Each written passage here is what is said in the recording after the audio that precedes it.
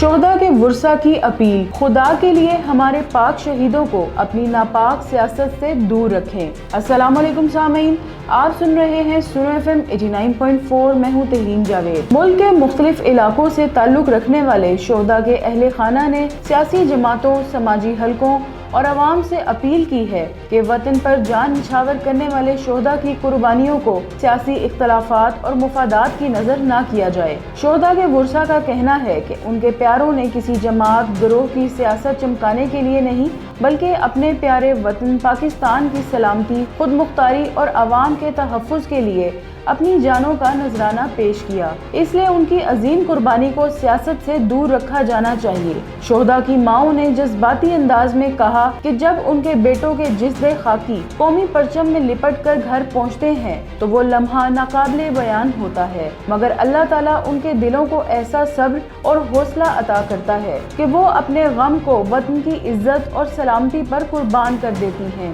ان کا کہنا تھا، ہم جانتے ہیں کہ ہمارے بیٹوں کی جدائی کا دکھ کتنا بڑا ہے، لیکن ہمیں اپنے رب پر کامل یقین ہے۔ اس نے ہمیں یہ ہمت دی کہ ہم اپنے لختے جگر کو وطن پر قربان ہونے پر فخر کے ساتھ سپرد خاک کریں۔ ورثہ نے اس عزم کا بھی اظہار کیا کہ شہداء کی یاد پوری قوم کی مشترکہ امانت ہے، لہٰذا ان کے نام، تصاویر اور قربانیوں کو سیاسی بیانات، جلسوں یا باہمی کشیدگی کا حصہ بنانے کی بجائے قومی اتحاد، یکجہتی اور احترام کی علامت کے طور پر پیش کیا جانا چاہیے۔ انہوں نے کہا کہ شہداء کی قربانیوں کا حقیقی احترام اسی میں ہے کہ قوم ان کے مشن، اثار، فرض شناسی اور حب الوطنی کو اپنی اجتماعی زندگی کا حصہ بنائے۔